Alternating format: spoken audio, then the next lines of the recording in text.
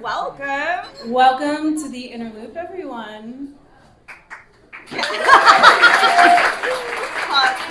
for applause. Just so everybody knows, this is like family seating, and I see some empty chairs, so if people in the back want to come up and find a chair and make friends, feel free. It's pretty packed back there. People on the stairs, I don't know. All right, so for those of you who don't know us, I'm Rachel. And I'm Courtney, and we're the co-founders of this little thing that's becoming a bigger thing by the minute. We've been doing this for 10 years this year.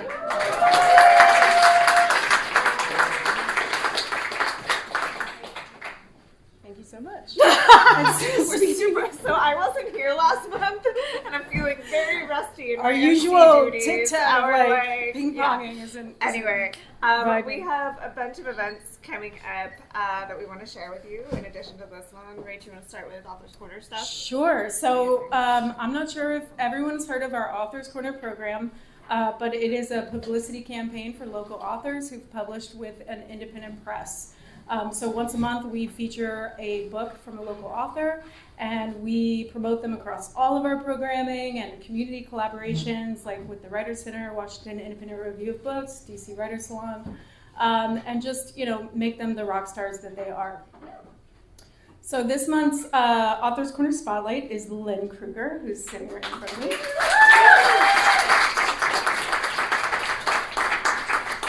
His book is called Bad Questions, and we have a couple of events coming up for him. On March 28th, he's doing an author and agent talk at DC Writers Salon, and on April 25th, there is a book club to discuss his book at Lost City Books. Yeah. Non-Author's Corner related events. April 1st, applications will go live for our annual summer residency program. Thank you. That is held in partnership with Woodlawn and Pope Leahy Houses and the Arcadia Center for Sustainable Food and Agriculture out in Virginia. That is designed to be a commuter's residency, and it's a week-long residency during the summer. So be on the lookout for those applications. And then, as we mentioned, we're 10 years in, and April is actually our official anniversary month. So on April 16th, we'll be celebrating 10 years of Till with, at Sunny's up on Georgia Ave, and we'll have flash readings from folks from over the years, right? The past year, okay. And some other kind of fun little party things going on. On that note, we will also be holding a larger celebration toward the end of the year, like early December. Some of you may remember the gala that we threw right before the world ended in December 2019 at our 5-year mark, and so we're still here, so we were like, let's do that again. We are going to be looking for volunteers to help us put on that event, and so be on the lookout for that call as well. Dan has PTSD for the first time. We also have a podcast that launched last week. We talked about the value of writing retreats in the last episode. We also do author takeovers where authors take over the show, speak for about 10 minutes about how they stay inspired. And so you should listen in. It's called the Inner Loop Radio, available everywhere you get podcasts.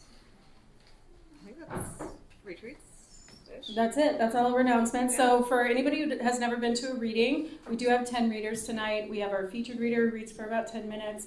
And then we have 9 readers rotating in genre between fiction, nonfiction, and poetry who read for 5 minutes each.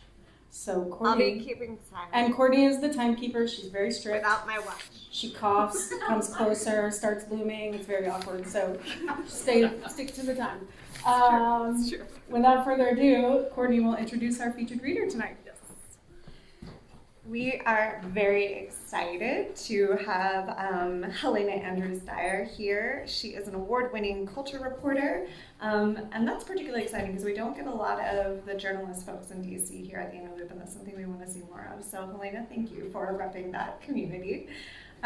She covers the intersection of popular culture, race, politics, and art here in our nation's capital. In 2020, Helena was awarded 2 National Association of Black Journalists Salute to Excellent Awards for her long-form Washington Post feature, This Isn't Another Horror Story About Black Motherhood. She has written 3 books: The Mamas, What I Learned About Kids, Class and Race from Moms Not Like Me, and Reclaiming Her Time, The Power of Maxine Waters, co-written with R. Eric Thomas, and Bitch is the New Black, which I need to read that because it just sounds like a fun title. Grey's Anatomy creator Shonda Rhimes optioned Bitch is the New Black as a feature film for Fox Searchlight Pictures. Helena's work has also appeared in Oprah Magazine, Marie Claire, Glamour, The New York Times, and Out, among other national publications. She lives here in DC with a husband whose laugh can be heard for miles. That's kind of like Rachel also. And 2 equally carefree daughters. Helena, thank you so much for being here.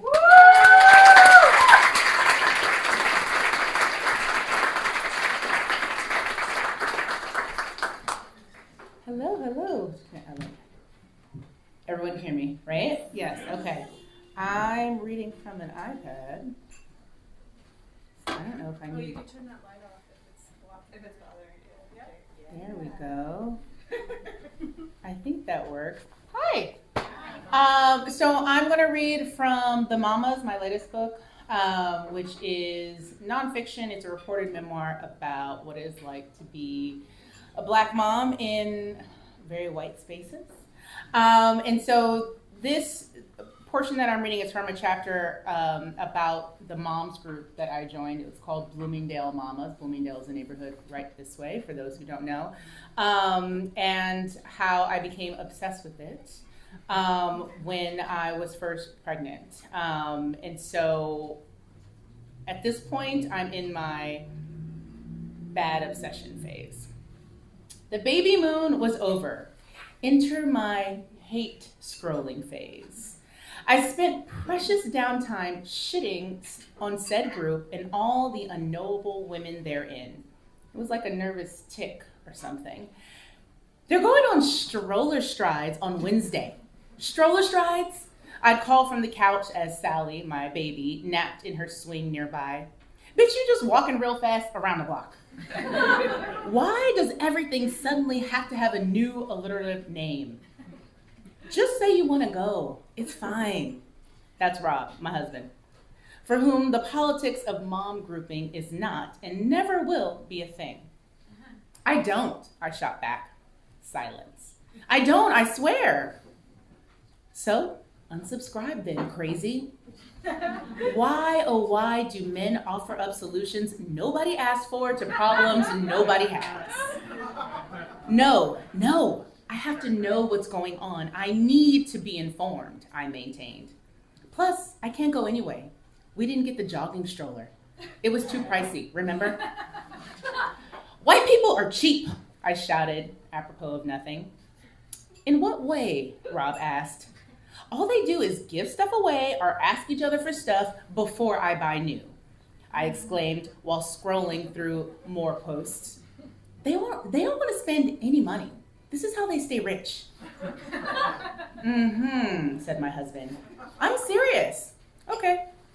Someone is giving away her nursing bras. Bras. What size? It doesn't matter, full, that's nasty. Right. Now they're up in arms about that shooting on W, I point out, even though I was similarly indignant the night before. Like, hello, we live in DC. You know that's not normal, right? Said Rob. What's not normal? Shootings. Like, that isn't something folks should want to get used to, ever. We are. No, we are not. We went around and around like this for weeks. Me reading aloud all the alleged faults I found with the mamas and dragging my slightly amused husband along for the ride. He'd only taken 2 weeks off when Sally was born, so he owed me. 6 weeks into maternity leave, I still hadn't met the mothers I'd been stalking for months. I could point to the big old race thing, but it's not like I didn't have white friends. Who doesn't? I could say it was the class divide, but hadn't I crossed that bridge busing into private school for over a decade, followed by the Ivy League degree, the master's, and the legacy media job? I could claim the utter uncoolness of it all, but really, grow up. Despite all my arguments to the contrary, I knew these women would help usher me through the isolation of the newborn stage. The next 5 months of leave, the transition back to work, and then the endless debate about the next one. At 37, I thought I was done making new friends. Full stop. There were already too many boxes cluttering up my friend closet. The day ones, the homies from high school, the friends from college, the work wives, the husbands, the neighbor friends, the liquor store friends, and now the mom friends. Marie Kondo would not approve. I kept trying to talk myself out of the whole thing. Weren't mom friends the worst of the bunch? Like you, they expelled a screaming life form from their bloated bodies and lived to tell the gunky tale. Can you imagine a grosser icebreaker? Really, there is no relationship as flammable as the female friendship. At least that's what the men would have us believe. To keep us apart like Mr. Did Seeley. Catty, bitchy, judgy, those are the adjectives we get. All versions of the same alleged problem, that women just don't mix well. Add in postpartum hormones and the cocktail has the potential to poison. But mom friends were supposed to be different, right? They were supposed to make the whole experience, this life change, more bearable.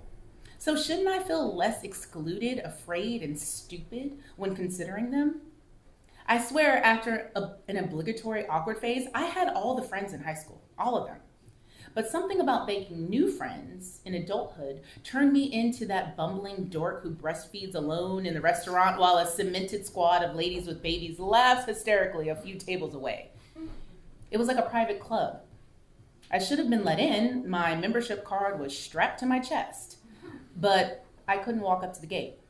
To cope, I convinced myself that as the loud and proud only child of a loud and proud lesbian single mother, I didn't need no stinking regressive women's only club that reinforced the patriarchal view that mothers do all the work.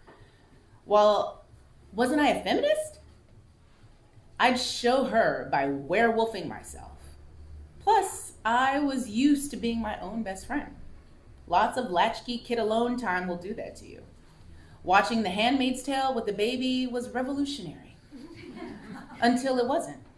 After a few weeks protesting at home, I gave up the fight, longing as I was for some sustained daytime adult interaction that wasn't lunch with a childless friend who, let's face it, was completely useless, or a friend with a giant older kids who might as well have been baby-eating trolls.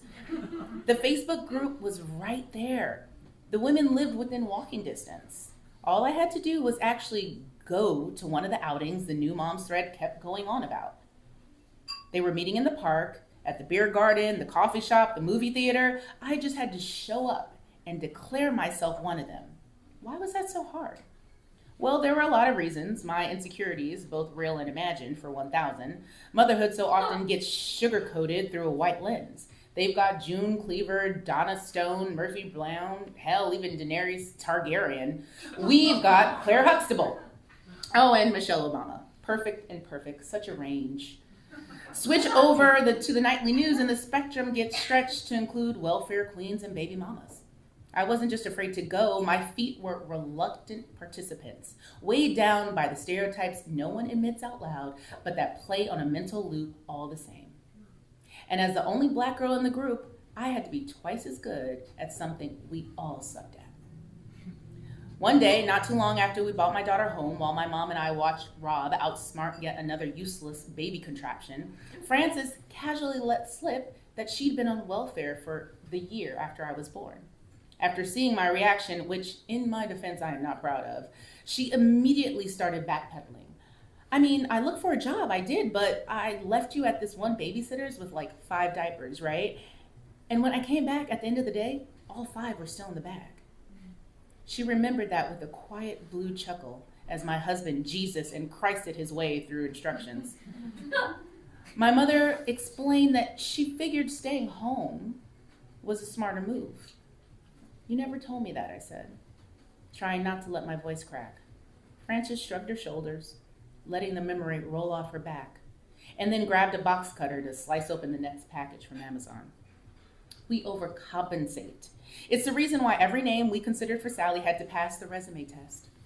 It's why Beyonce, A woman who folks accused of faking a pregnancy went full-on father, mother, earth goddess while carrying twins, and why Serena Williams, who folks accused of faking being a woman, posed for the cover of Vanity Fair belly butt naked like, bitch. Black motherhood has been exploited, erased, vilified, and denied, so it's no wonder that when we choose it, we go fucking ham. Which brings me to my next point. You want to hear about the time I almost murdered my firstborn child? I was trying to mother, like a verb. After stalking them online for weeks, I finally decided to shut up and show up to one of the group's fun activities, a crybaby matinee of the garbage film Baywatch. There was just one thing standing between me and success, the Catan. Huh? Never heard of it? Like most newborn gadgets, the Catan or the Bopa or the Moby or all the other vaguely ethnic-sounding baby raps out there is a deceptively simple method of mental torture. Remember those convertible dresses that were basically just yards and yards of fabric that promised dozens of different styles so long as you had a PhD in human origami? Yeah, the Catan is sort of like that. An instant idiot quiz marketed to unsuspecting millennial women who normally crave instant gratification. The Catan consists of 2 large loops of fabric held together by a smaller loop that you wear around your torso like a breastplate that is just as fearsome. After countless YouTube videos and a few test runs involving an empty water bottle jug as a Sally stand-in, I got my baby in that sucker and triumphantly set out for the movie theater about 1.5 miles away. My baby, strapped to my chest and stomach, was safe and secure, and I was a fucking superhero. Our friendly corner store loiterers spotted me catwalking down North Capitol Street and pointed to my middle. Hey, you got a baby in there, sis? I responded with a highfalutin head nod. Yes, I do got a baby in here. Making my way through the DC streets, I was a mom on fire. Did I mention it was the middle of June? Nearly 90 degrees. I conveniently ignored the sweat snaking from my brow to my neck and down the valley of my tits, a salty river Nile. Sally, her tiny body pressed to my human space heater, was looking a little wet herself, but that could just be nerves, right? We were finally out. Don't ruin this, kid. About halfway there, it was clear the humidity, infant, and fabric did not go well together. Why would I carry a squirming 11-pound animal straight-jacketed against my engorged boobs? Because I wanted to prove to a bunch of white girls I'd never met that I could. I could mother like the other woman I was surrounded by, with the latest overpriced gadgets and ding-dongs meant to make you feel accomplished. So no, I did not do the smart thing and turn back to seek the refuge of our window unit. We kept it pushing, power walking through the panic as I blew my hot breath on Sally in the hope that it would cool her down. This was dumb. I knew it, but I kept going. Once we finally got to the theater, baby girl was sopping wet. Not soaking, sopping. It was bad, real bad. Like, why would someone try to waterboard a baby that? And is the side of her face supposed to be that red bad? The 6 o'clock news kept replaying in my head as I rushed to the bathroom to get her out of that $59.99 death trap. She slid off my chest like a drunken slug as I whirled her around the ladies' room, thinking the stale air would somehow help. It didn't. Long story short, the kid got overheated, she puked, I cried, and the 2 of us sat sobbing in a stinking bathroom stall at the movie theater. After the credits rolled, yes, we stayed to see that dumbass movie, I fled in shame to the nearest coffee shop. The very place that all the moms went afterwards, bulldozing in with their gigantic jogging strollers like a biker gang. They boobed their babies while sipping lattes, performing a choreographed dance number I like to call, "We're all really good mom friends." It looked complicated and beautiful. And I'd never, including the time in 8th grade when I spent a month's worth of lunch periods perfecting the Tootsie Roll, wanted so badly to learn a new step. Here I was, more than 2 decades later, huddled somewhere in the way, way back to feed my dehydrated child free of judgment. One mom, later I learned her name was Megan, glanced in our direction expectantly. And before our eyes could awkwardly lock, I quickly turned to gaze lovingly into Sally's. The kid was asleep. I was a fraud. We waited there long after their table had cleared out, until the temperature had safely dipped below keep old people and babies inside, and then the two of us hobbled home together, deflated. Just try again next week, suggested Rob in his dumb man way. They'll recognize me. You think there are any other black chicks in this thing? So what? Just tell them you have social anxiety. They'll get that, he said, before shrugging and adding, white girls, as if that explained it. And perhaps it did. Thank you.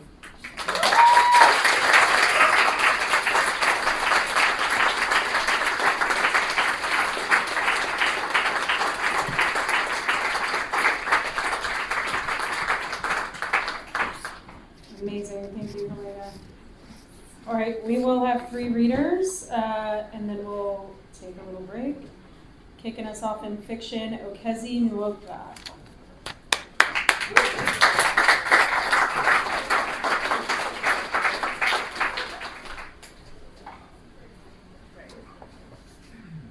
How's it going, everybody? I know. Oh, yeah. Thank you. Thank you. You know, I shouldn't have asked that because I know you guys are good. Because anybody who's like out and about on a Tuesday evening after a day of work is doing well, right? It's doing well.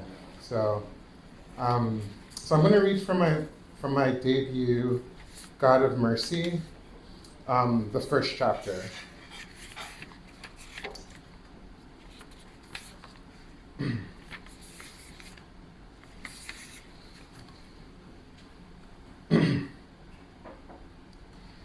There is the final truth, and Ijoma knew that it resided within her, tinier than a speck, when the blowing wind became like wings, and her feet shook the branches of the leaning orange tree, knocking each loose dust to the ground. It drew her upward, raising her like smoke from a burning fire, raising her to the nest of Inza birds and the first scatterings of light from Anyanwu, the divine sun. She rested there, suspended like fruit too precious to pluck, or a thought too erratic to name. She rose to the sky, and nobody was there to see it. The reasoning laid in her wind-blown wings. The pleasure lay there too, and they joined with her spirit to beat steadily, steadily, deep like you do, deepening that which was lifted, that which her thoughts and body followed. Her fingers stretched before curling inward towards her palms. Her chest now raised upward, then fell to greet her heart, while the prickly dots like a million rose thorns flashed across her left cheek, then her lips, then her right earlobe, before passing into the air, returning to its abode, as she let out a sigh and magnified the wonder. Tears were trembling in her eyes, and through them Ijoma saw a single vision, printed past Igwe, the divine sky, with her lips moving, counting then recounting the faces of ancestors and the faces of those unknown, celebrating their names with promises guided by much hope, a promise of many prayers to those little ones, those whom she had not yet seen, those looking through her with truth and kindness, as she prayed and promised, and felt more still than death itself, and in that stillness found the greatest of life, and in that life praised the most supreme for making anything or one possible. She closed her eyes, the sky close to, full clouds colliding within a moment, and Ijoma found her feet touching the earth, and clutched her hands now warm from the evening light.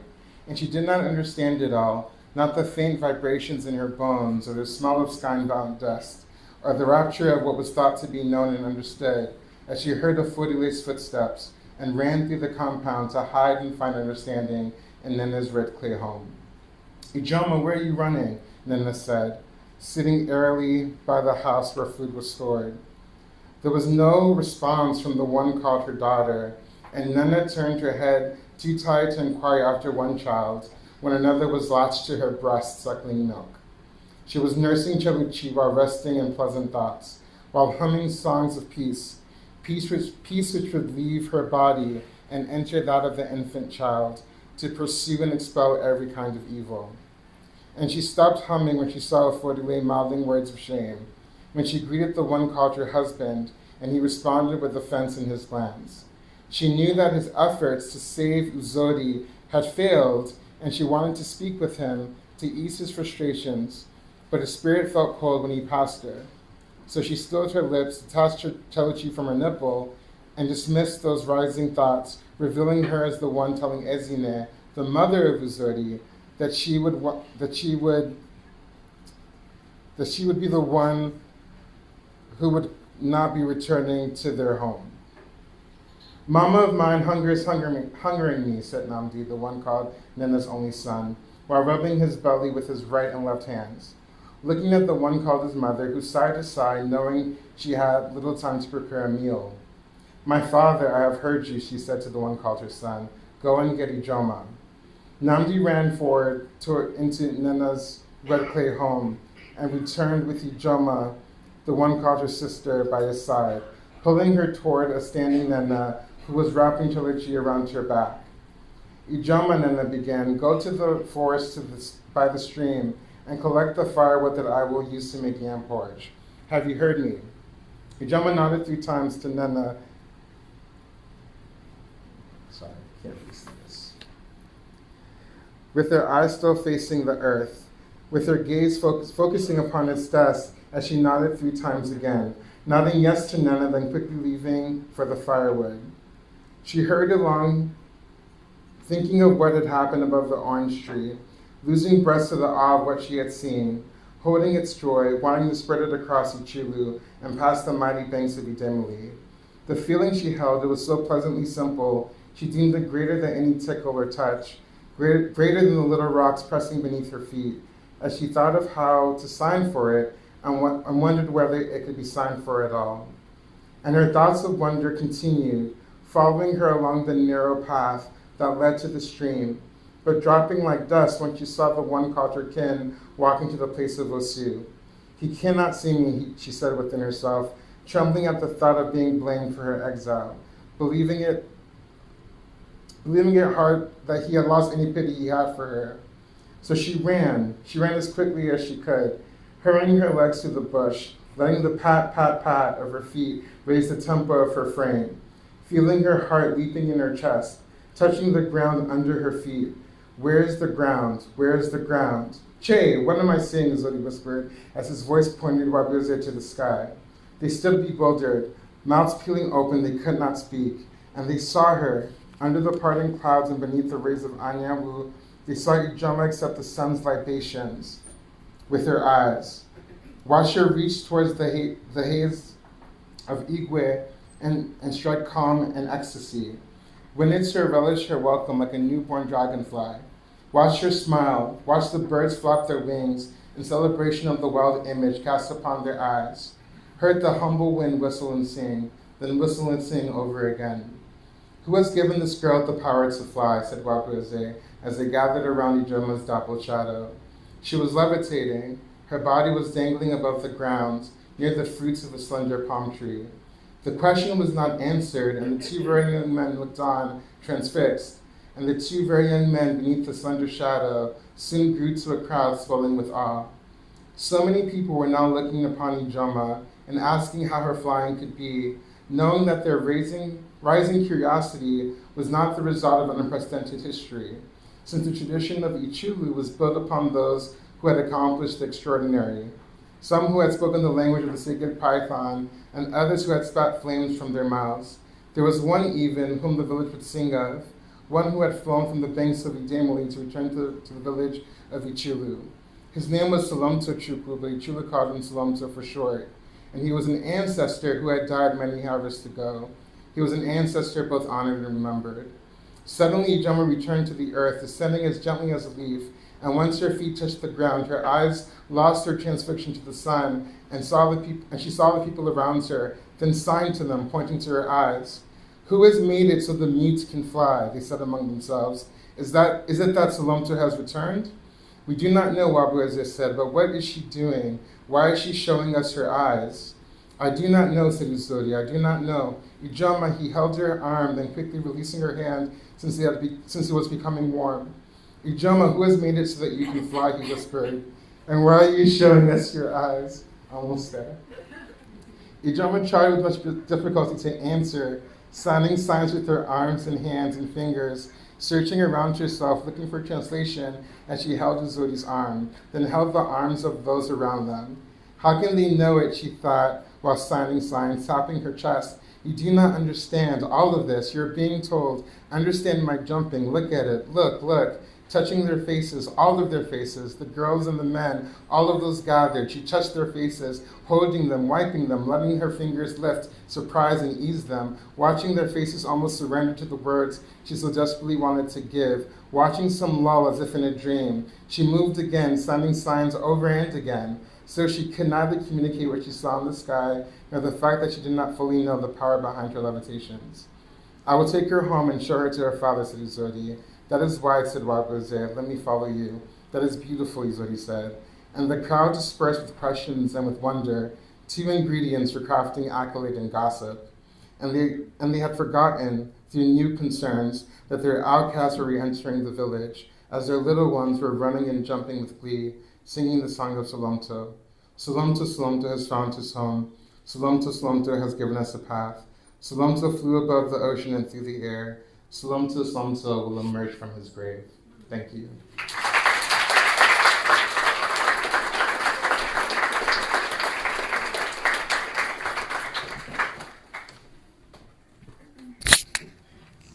Next in nonfiction, Carol D. Marsh.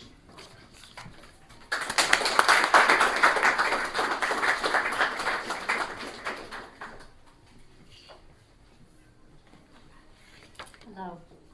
This is a piece of flash nonfiction, which got flashier because I've had to put it into 5 minutes. So this is called Why You Might Need to Iron Your Panties and How Best to Do It. Part 1, why you might need to iron your panties. Imagine this hypothetical situation that never happened to me. It's the second day of the residency weekend for your graduate writing program. That evening, you're scheduled to read from your memoir in front of all the students and their guests and faculty. Already, with fingers trembling and heart pounding, you're wondering how you'll get yourself through the day. All I have to do at this moment is get dressed, you'd probably say to yourself, with a glance at that confidence-boosting new outfit with its sleek pants and matching blouse. You're showered, made up, wrapped in a towel, and at the dresser looking for underwear. No panties. You might scrabble around the drawers once, twice, a frantic thrice. No panties. Only the pair you shoved into the dirty clothes bag before you showered. Think. First solution, buy some. There's a mall nearby, but you're darned if you're going to waste money. It's an expensive weekend, and you're controlling incidental costs. Second solution, go without, but you won't even wear thongs. Wearing nothing is not an option. Best solution, hand wash. Easy to clean, nice smelling hand soap. You'd probably think, I got this. You wash them in the sink using the hotel's lavender mint soap, then wring them out. That's when the flaw in your plan interrupts a smug narrative about being a frugal non-consumer who improvises rather than spends. The panties are still wet. Think. First solution, wrap panties in a clean, dry towel and squeeze hard. Wetness seeps through. It's working. No, still damp. You cast about wildly for ideas. Even if you could bear to go to the mall, you can't, because you'd have to go commando or damp. A quandary too fraught for you to entertain for more than a fleeting second. Second solution, heat. Thank God for degenerating lumbar discs, L4 and L5. You've brought your Sunbeam king-size 4-setting instant-on heating pad. You heat it up and roll the panties in it. That gentle mist, redolent with lavender mint, surely means it's working, but time-constrained, you unroll it too soon. Panties are toasty warm, but still wettish. The Sunbeam king-size 4-setting instant-on heating pad may dry your panties eventually, but will take too long to do it. Besides, on second thought, something about steaming your panty feels, to a distressing degree, creepy. Third solution, an iron. You're galvanized into determined panty iron action. No ironing board, must improvise. Towel on the floor. In your haste, you just might grab the towel you used after showering. Doesn't matter, you think, in the throes of a momentum that will brook no deterrence. You toss the wet towel on the floor and crouch to smooth it flat, disregarding the stabbings in your lower back. Part 2, how best to iron your panties. 1, spread towel on floor. Ignore dresser top, even though using it would be mercifully easier on L4 and L5. 2, arrange panties neatly on towel. 3, apply iron. 4, get up. 5, plug iron in.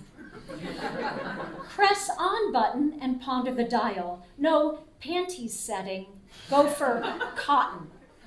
6, apply hot iron. Think. 7, think, I am so going to write an essay about this. 8, note excessive wafting of lavender mint steam. 9, get up. 10, fetch dry towel. 11, arrange panties, towel, and iron again, still ignoring the dresser top and lancing lumbar pain. 12, think, good thing I brought my Sunbeam king-size 4-setting instant-on heating pad. I'm going to need it, what with all this panty ironing. Panties are dry when lavender mint steam wafts no more. 14, drape panties over chair back to cool. Something about donning hot, freshly ironed panties feels to a distressing degree creepy. 15, get dressed. 16, sally forth. Your new outfit triumphantly dry in the nether regions, as ready as you can be for the public reading to and Congress with writerly compatriots and guests and faculty. Only 2 more days of panty washing and ironing to go.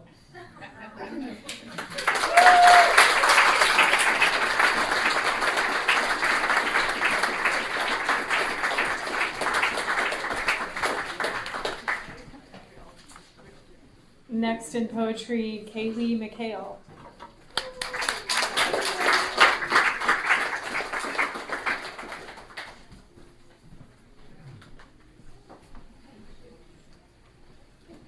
Hi everyone. Let me pull up what I've got going on. All right, I've got 3 poems today. The first 2. There you go. Thank you. The first 2 are kind of springtime adjacent, because I think we just entered spring. Spring of deception. As per usual. All right, this is called The First Flies of Spring. The first flies of spring came too early and froze. Before spring, when they were alive and confused by the weather, I took their presence to mean that the sun was moving ever closer and the snow would melt soon and March wouldn't be so cold. Fooled by flies, who in turn were fooled by a warm front. Another trick? I thought you were my arm. Then I thought you were a stranger. Both had their charms to me. Both are uncomfortable. It's been a year since the flies, and the dreams where I hit you with my coiled arm, which is sometimes you. Longer since we stood at the steep edge of what I had allowed myself to believe was a green valley, although I had climbed and climbed to reach it. We shared a moment of significant vantage at the valley summit. We flashed like coins up there. Standing at the edge was like waking to a clap of thunder that is also the unmistakable sound of slicing an apple with one fluid motion down to the cutting board. I remembered the first flies of spring because their cumulative sound was like glass falling onto tile, but before the shatter, just a clear ring.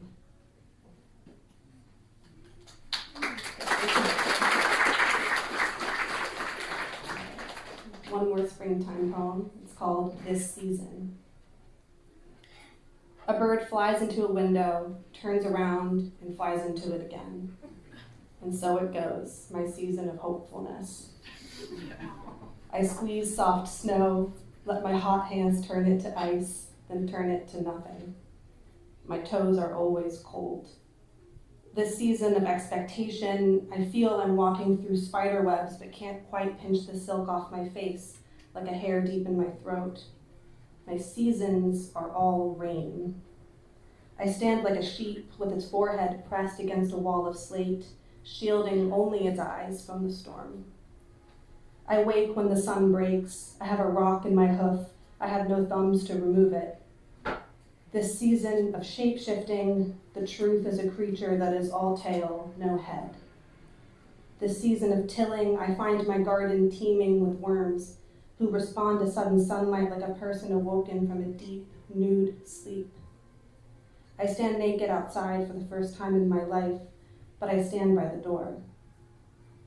This season, I find sounds like joy make me want to cry, although they didn't used to.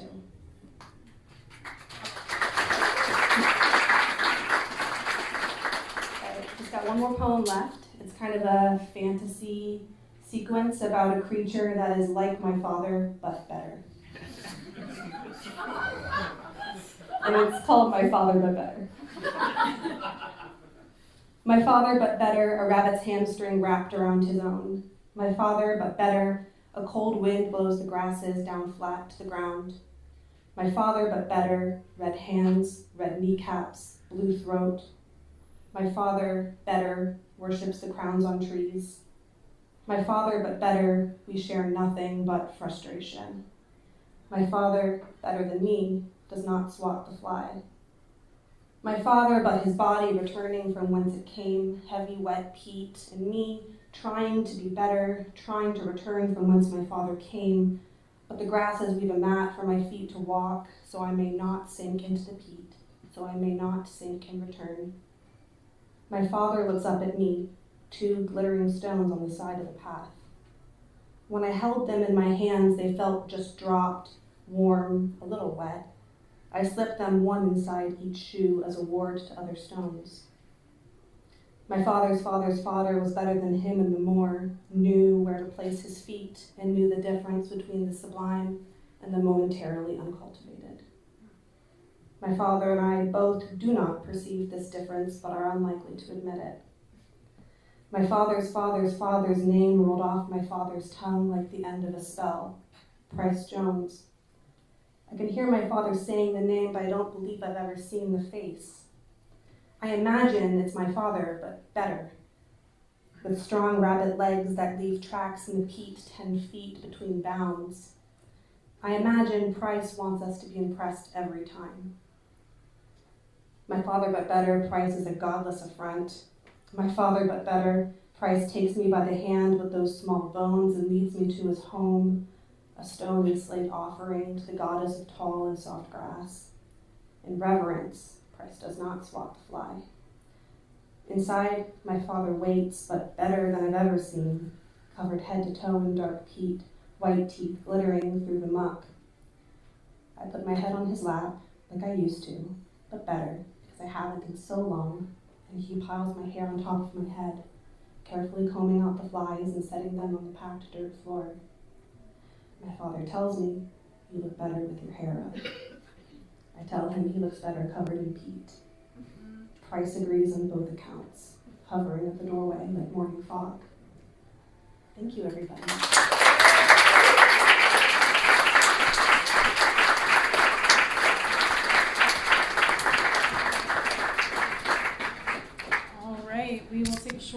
for people to refill their drinks before we have 6 more readers. If you're enjoying tonight, notice that it was free, but it is not free to make. There are little placards on all the tables with a QR code to donate. If you did enjoy, every dollar counts for a price of a latte. You can support your local writers. Yeah, talk to each other. Hug a writer on intermission. We'll see you back in 10 minutes. Consensually, though. Alrighty, we're gonna get started. Okay. Gather. So, I just got caught up talking to a group of wonderful people who came on a retreat with us in January. And you should find them and talk to them about it and come to it. We're blowing out their ears. I'm sorry. And come to a future retreat. We have one happening in November, and I won't yell at you, I promise. Rach. All right. I don't know if you guys know this, but we got some free stuff over here. We got bookmarks, stickers, and these things, which are little postcards that we distribute around town to our restaurant and small business partners. And this has a little book cover in the front with a little blurb about it, and the author and his bio. And I don't know if you guys can see that. He looks familiar. He's sitting right there! So you should come get a little postcard, and I am just really excited to... What? You seem excited. I seem excited because I am excited. I'm really excited to be, for us to be spotlighting Len Kruger and his book called Bad Questions. Give him a warm welcome.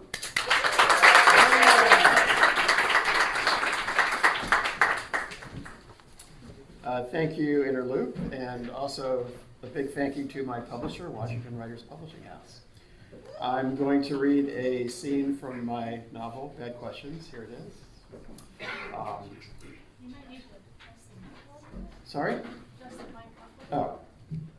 How's that? Is that better? Oh, okay, good.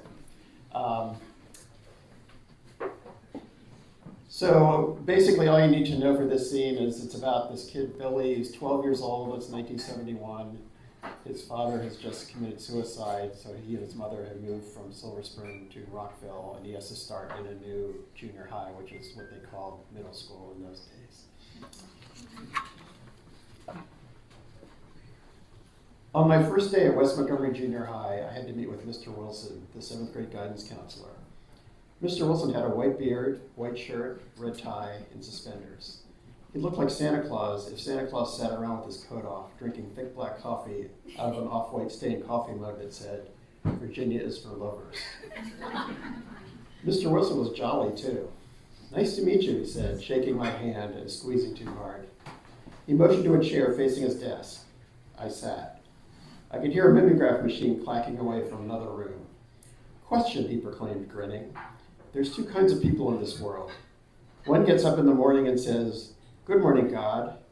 The other gets up and says, 'Oh God, it's morning.' Which one are you?" I don't know. I thought for a second. "Good morning, God." "Great," he said, opening a manila folder on his desk. "Let's take a look at the old file." I had a file? "Let's see. William Blumberg. Bill, Billy, Willie." "Billy," I said. He paged through the folder, my file. My record followed me, I realized with horror, from Silver Spring to Rockville. I could go to Cleveland or California or China, and my file would follow me. I could go to the moon, and that manila folder would be there, floating beside me in zero gravity. "Let's see what we've got here, Billy. Working hard or hardly working?" "Working hard." "I can see that. A's as far as the eye can see. Super." I wished I could take a peek at those pages. Did they hold other things besides grades? His eyes widened and the fake smile disappeared. Now he didn't look jolly at all. He said, focusing on something in my file. He took another sip of coffee. So how are you holding up, Billy?" I shrugged. "Okay. So you moved to Rockville in the middle of the school year. You're in a strange school, don't know a living soul. Must be tough for you, is it?" "I guess." "Do you want to talk about it?" "Talk about what?" I asked. Mr. Wilson took another gulp out of his coffee mug. His face lit up, the smile back, faker than before. "Do you know what they say about school guidance counselors?" No. Well, those who can't do teach, and those who can't teach become guidance counselors. He put his coffee down and laughed. Ho, ho, ho. You can tell me anything, Billy, he said. Do you know what confidentiality means? It means you can't tell anybody whatever I tell you. I think it's against the law or something. Ah, yes, the law. He leaned back in his chair. Before I became an educator, I spent a year in law school. Studying the law is about one thing, one question, and one question only. What is the law? That's it. That's what it all boils down to. What is the law? What was he talking about? Wasn't the law written down in some law book or in the Constitution? If you wanted to know what is the law, why not just look it up, like you would look up a word in a dictionary? I could still hear the mimeograph machine. Clack, clack, clack. I decided that a mimeograph machine clacking was the fourth loneliest sound in the world, behind the sound of a distant lawnmower, the scratching of leaves being raked, and the sound of uproarious laughter from far away. Mr. Wilson was almost done talking about the law. How much longer would I have to sit here? So, Billy, how are you coping? What's going on in your head right now? Nothing. Come on, there's got to be something crackling in those synapses. He smiled at me and sipped his coffee. Oh, God, it's morning. If he loved Virginia so much, why was he working in the school in Maryland? Why wasn't there a law about that? That night, my mother came home at 5:30 from her job in Potomac. The first thing she said to me was not, "Hi, Billy," or "How was your first day?" It was, "I got a call at work from some idiot counselor at your school." She looked at me like it was my fault. "Mr. Wilson, he called you?" So much for confidentiality in the Constitution. What did he say? He said you're depressed and they're going to keep an eye on you. She poked a package of ground meat that had been thawing all day. He really said that, I asked? What else did he say? He said you seemed morose. What's morose? Moping around, feeling sorry for yourself. She threw her keys on the counter. I was nervous, I said. It was my first day. I know it's not easy, my mother said, sighing. She looked tired and tried to smile. But it will get better, I promise. Has your new job gotten better, I asked? She complained about it all the time. That's different, she said. We're talking about you and your new school. How is it different? You've only been there one day. Why don't you give it a chance? Because I don't want to. Wonderful, she exploded. She exploded a lot lately. As if I don't already have enough to worry about. Look, your father left us nothing. We had to move. You have to start at a new school. That's just the way it is. Why do you have to tell our problems to some stranger? I didn't say anything. Billy, she said, just tell these people what they want to hear. What do you think I did? I ran off to my little room with the bare walls in our crappy apartment off Rockville Pike. I flopped down on my bed. Mr. Wilson told my mother I was morose. But didn't I say good morning, God, just like he wanted? What else was I supposed to say? Had he written the word morose in my file, and would it follow me forever? And now my mother told me that my father had left us nothing. And did that mean this was all his fault? And if it was all his fault, wasn't it all my fault too? Thank you.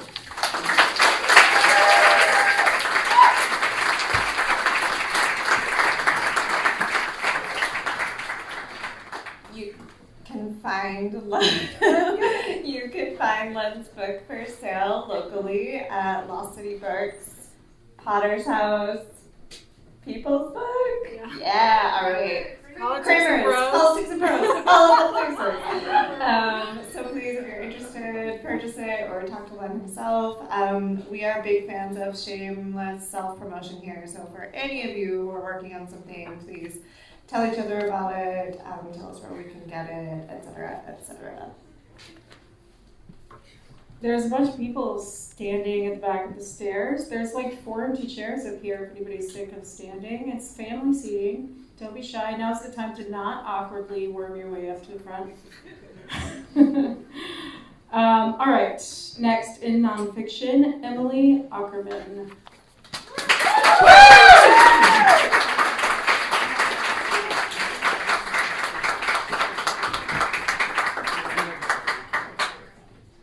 All right. Hello, everyone.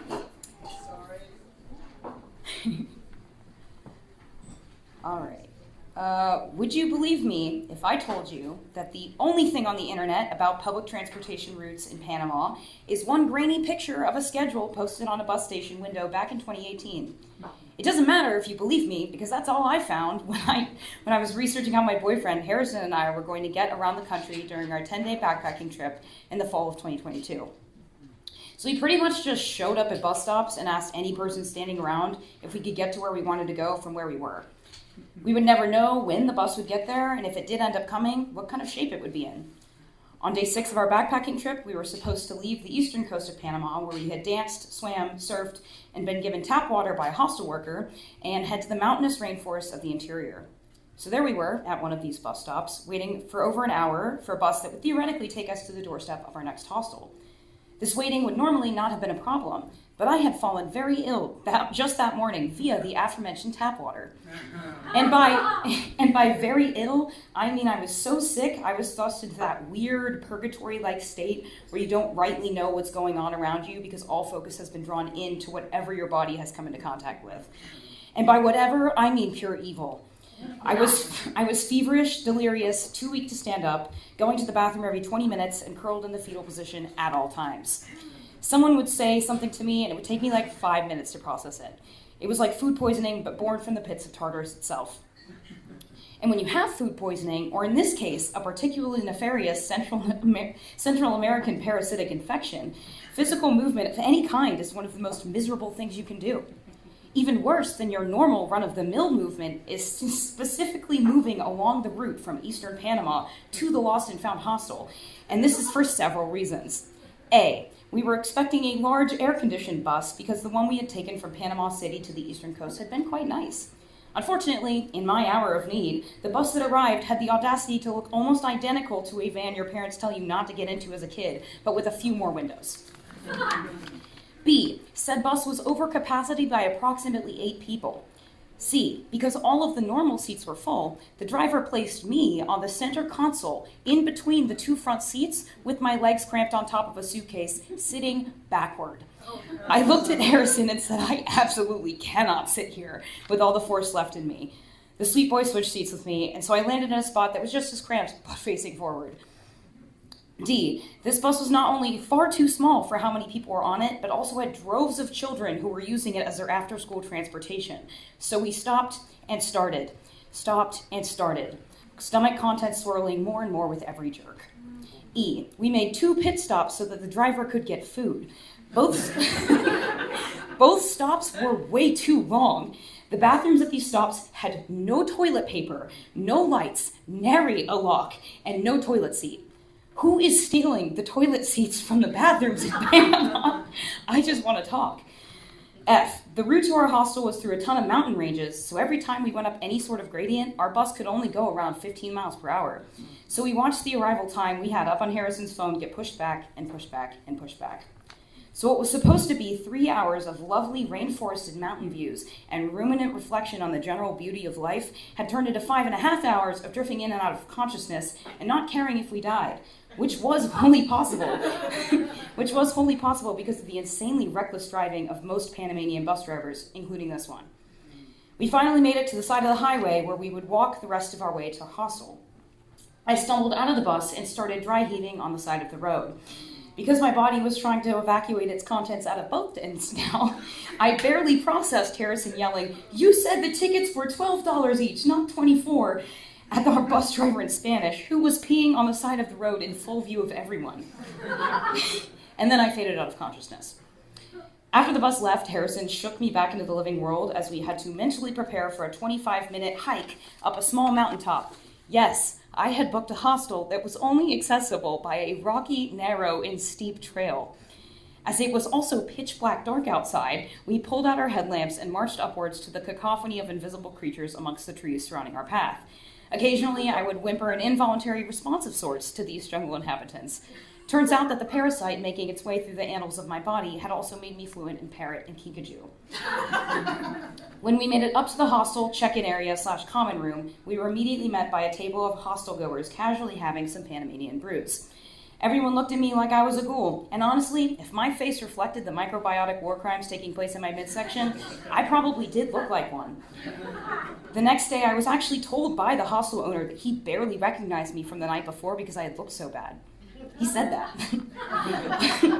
All I could do before passing out in my bed was take another ibuprofen, as I had run a fever all day, curse the grainy picture of the 2018 bus schedule for not relaying any of the truly important details to note about the route from northeastern Panama to the Lost and Found hostel, and pray that I would rack up enough sympathy points from God for being his strongest soldier to avoid getting sick for at least another few decades. Thank you.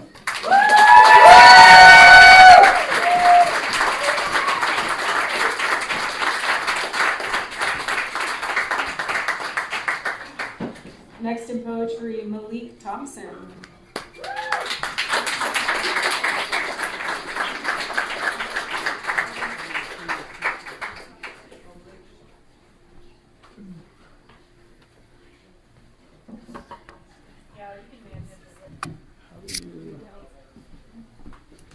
Thank you. Struggle with those.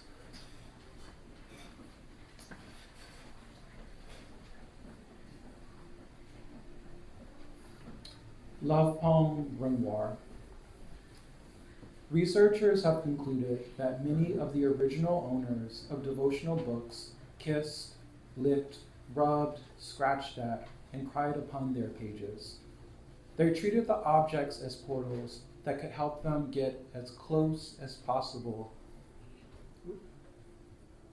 to Christ's body. Elvia Volk, Death by Landscape. I rise from kneeling to the pastor's quaking hand and part my lips for what he holds between his gold-trimmed fingers, waft of myrrh and precious metal, sweet cedar gone to ash. I tire of swallowing these brief moons of your alleged flesh. They do nothing to quell my cravings. Pinioned above the gilded altar, your splayed arms stir in me a stifled tempest. Searching for you within the holy book's goatskin pages, I press my tongue wherever your body is described. Skin of bronze, hair like wool of lamb, it's throbbing against the open wound lanced into your chest. Lord, paper and ink are not enough, but these are all I have.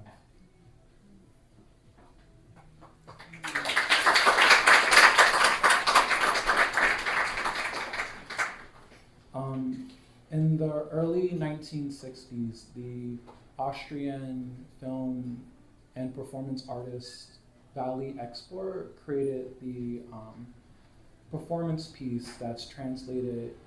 The direct translation is Tap and Touch Cinema. That's typically abbreviated into Touch Cinema in the American lexicon.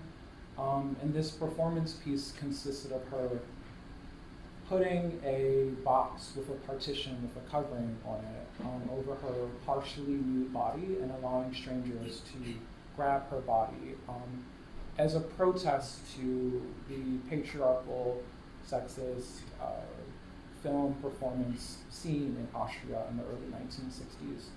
And so I found myself really inspired by the audacious vulnerability of that piece.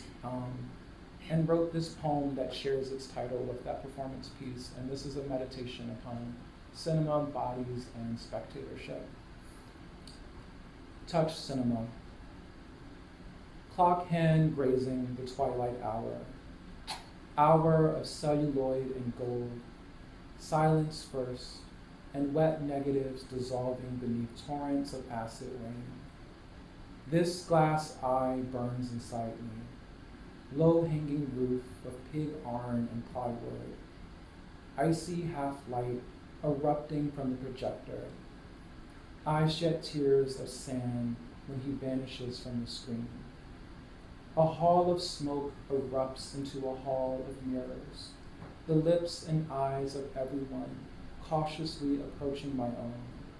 A collapsed empire of white ash hardening into stone. Tableau of two naked backs turning away from the lake, where sunlight is caught in the water's undulating face. Such violent glimmering. scattered opal twilight, 4 empty hands reaching toward an empty God chamber, thunder in the wake of its absence, noontime prayers replaced with incessant wars, the queen's head resting beside the king's, the black pike slick with your majesty's silver ichor. The scene freezes in a plume of yellow fog, the thick hum of my stuttering projector. The frames begin to flicker and fade to darkness. What I become when there's nothing here gazing back. Thank you.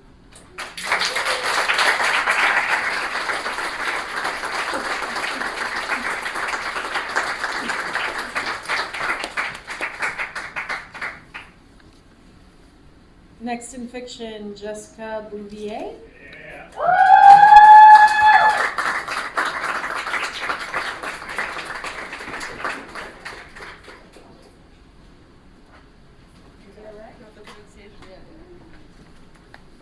Oh, hey y'all. My voice is a little husky. Sorry about that. It was emo night at the queer bar on Friday. So we went hard, but we'll persist.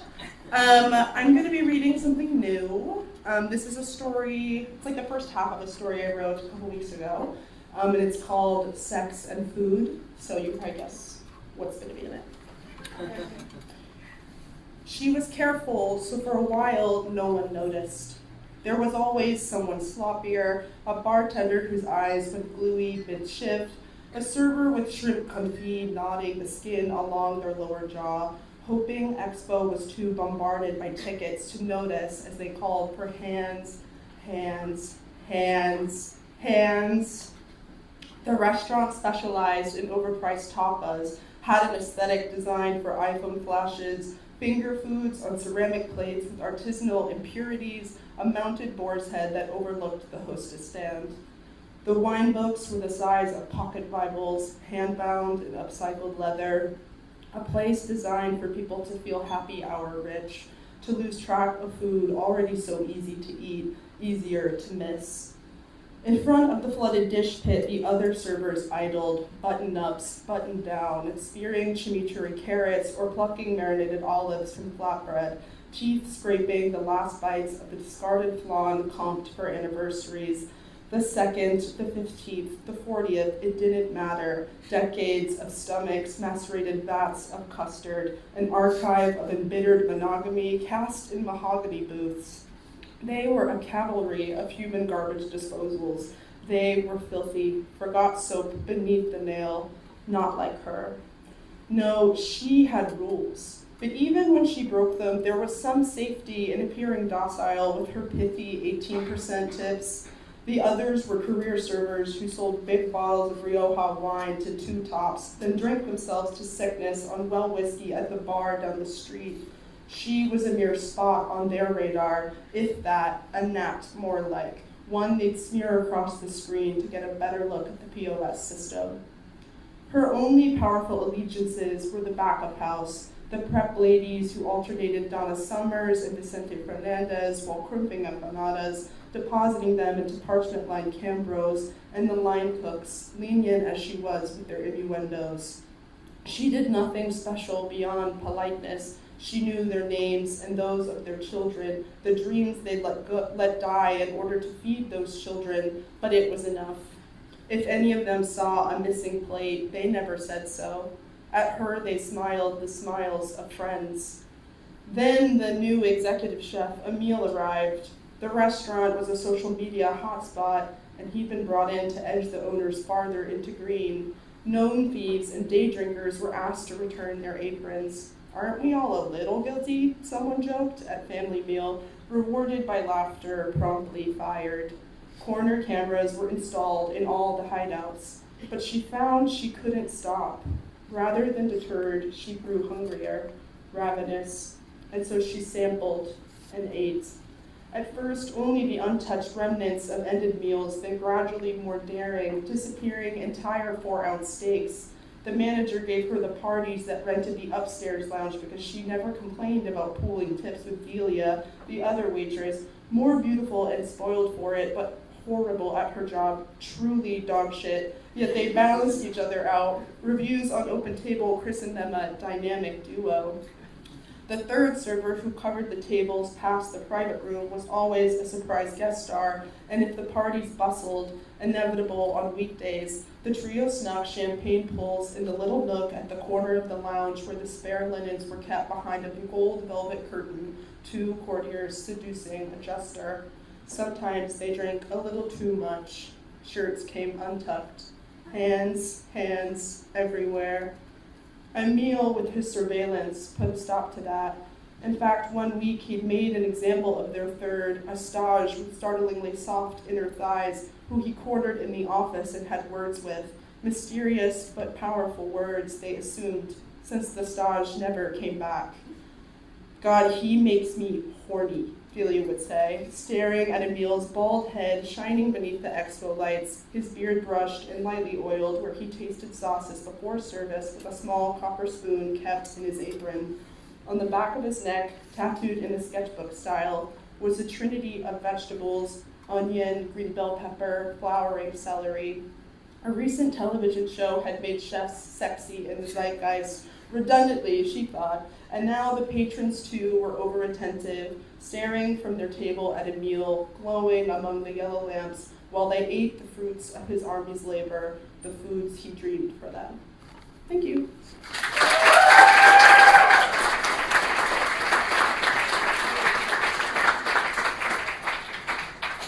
Yes, chef.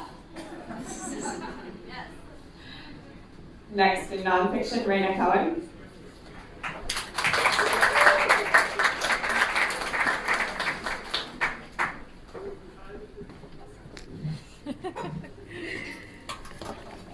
So I wrote a book that came out a few weeks ago, and thank you. It is about a very particular kind of friendship. The book is called The Other Significant Others. I mostly write about other people, but I'm going to read a section of the book that's about the friendship that made me want to write this in the first place.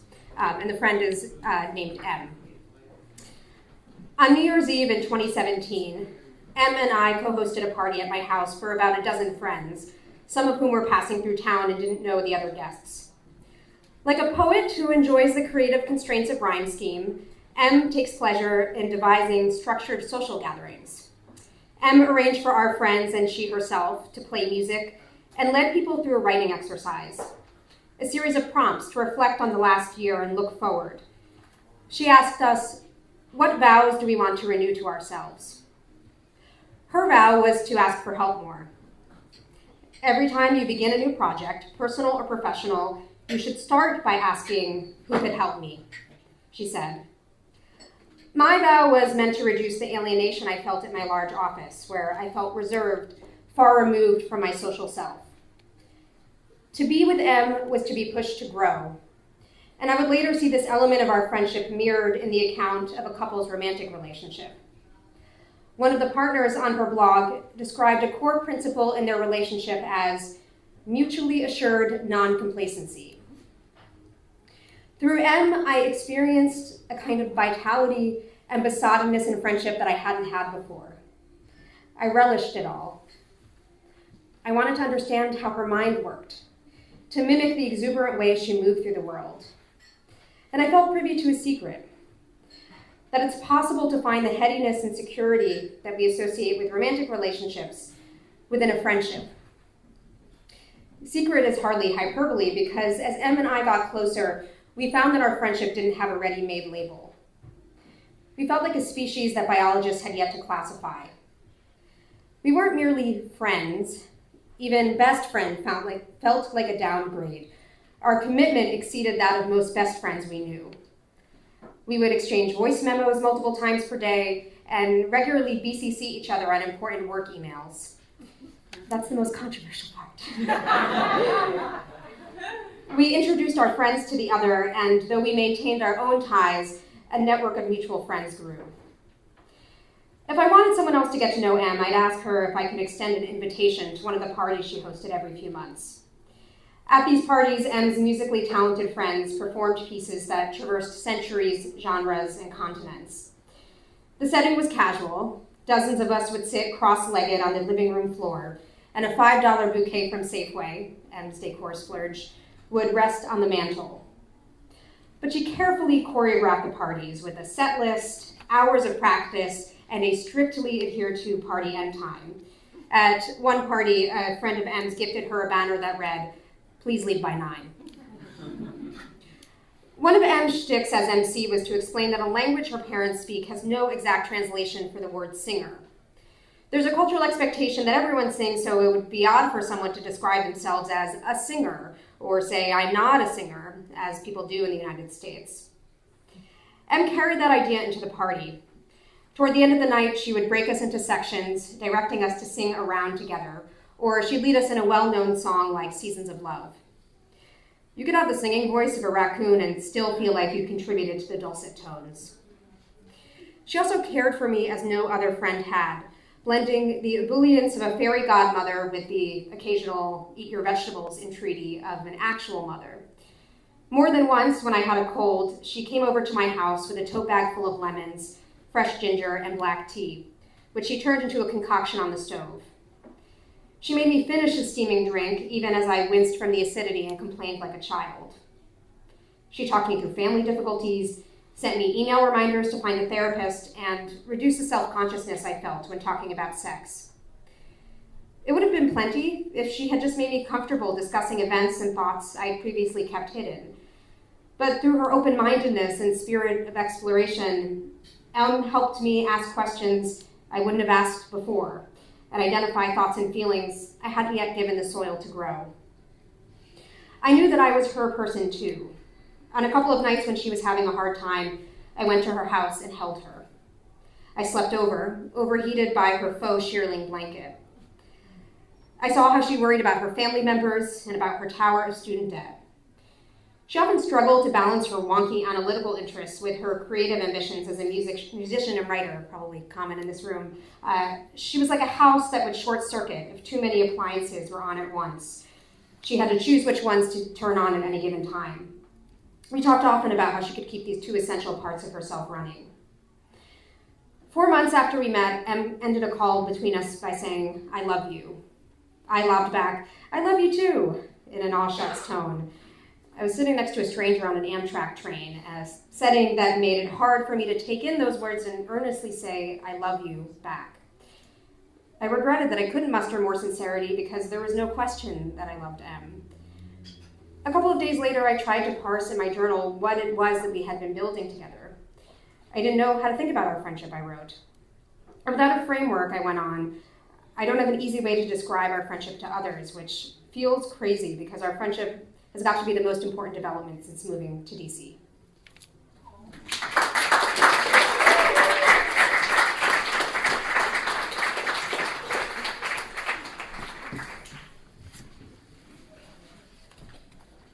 Next in poetry, Amy Woolard. Woo!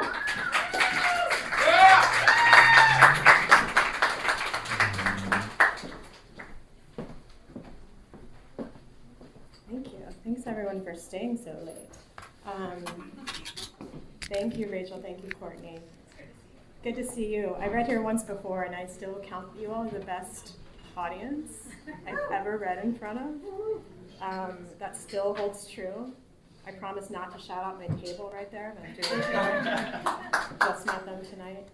I'm going to read 3 poems because I'm a little scared of Courtney, so I'm not going to read 3 poems. I'm going to read one from my book, Neck of the Woods. I have some here tonight because the hustle never ends, so if you're interested, I got them in the bag.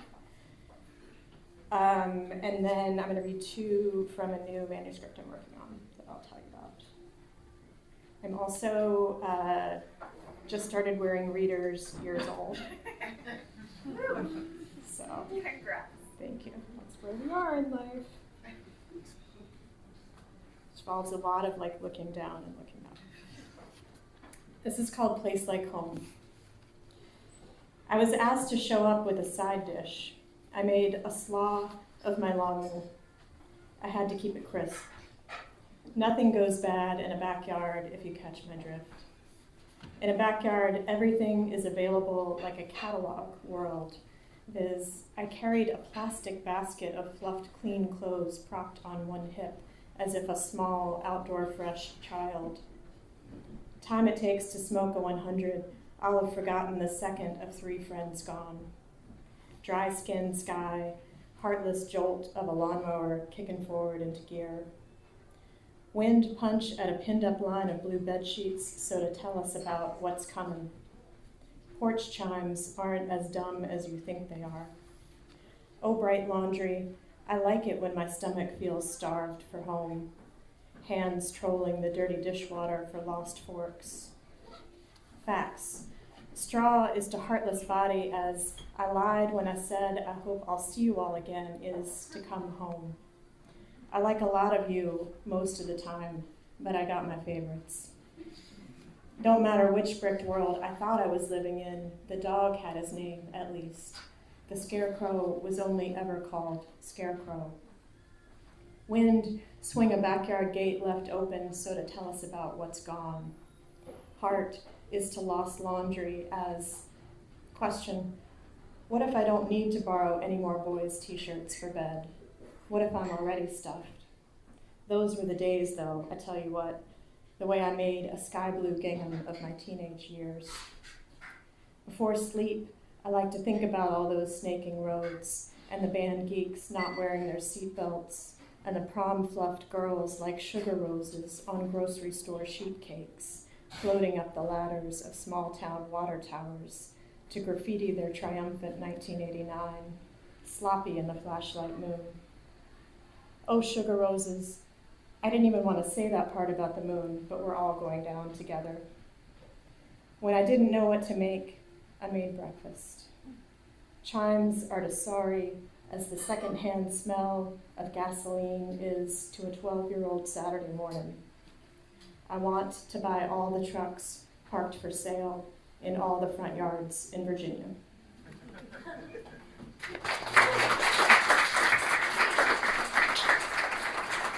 I actually do. There's some really good deals. $29. Okay. I started a second manuscript. It's called Wage. It's about 12 years of full-time restaurant work, punching in. So, yeah, exactly. This is dedicated to whoever's bartending back there.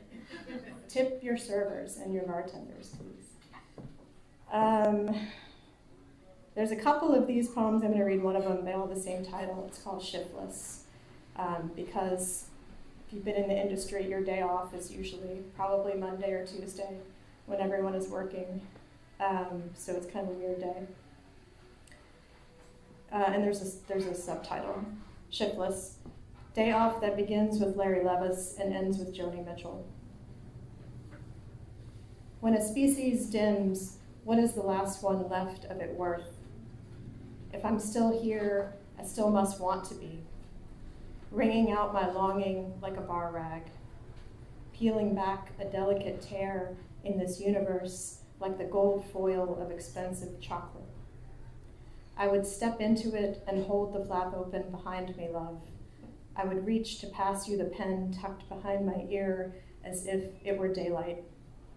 Touch our past in any place, and it stays on our fingers like salt. Rushes in each time the front door's push comes to shove us. All the animals in me lift their ears without turning their gaze. This nightly life, a lake drying up before we've learned to breathe above water, egrets plucking at our cutthroat collars. The waking dream is we've left this god-awful weather behind. We've found a low tide to plunder and solved our lungs in time for the next life. Baby, give me what I want or give me back to it. An arrival like a dinner check to a table, turned upside down in shame on its silver tray. When you're gone, how will I pay for all this beauty? Smooth it down just there at the collarbone, then tear it delicately open. How a mockingbird will answer another with its own song, but in reverse. Delicious, and cruel as a fountain soda. Is it priceless then? Neither of us knows how it ends, just that it doesn't. No regrets, Coyote. We just come from such different sets of circumstance.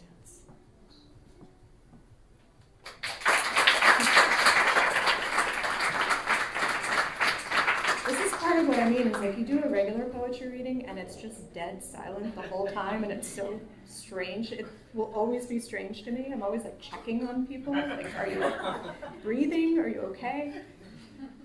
So thank you for clapping. You're all still here.